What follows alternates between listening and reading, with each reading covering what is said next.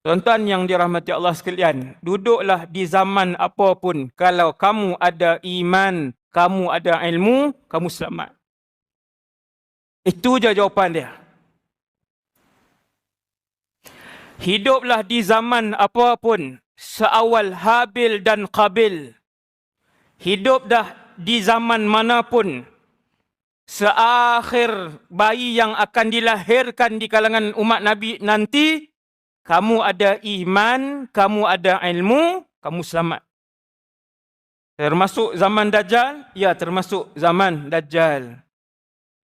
Termasuk zaman kekeliruan yang sampai orang tak tahu nak beza antara batil dan hak. Di antara kepalsuan dan kebenaran, ya, kamu ada iman, kamu ada ilmu, kamu selamat. Sebab bila kamu ada iman, kamu tak mudah nak kongsi sesuatu yang tidak pasti. Kamu tak mudah nak sebarkan sesuatu yang tidak pasti, tidak sahih. Sebab kamu ada iman.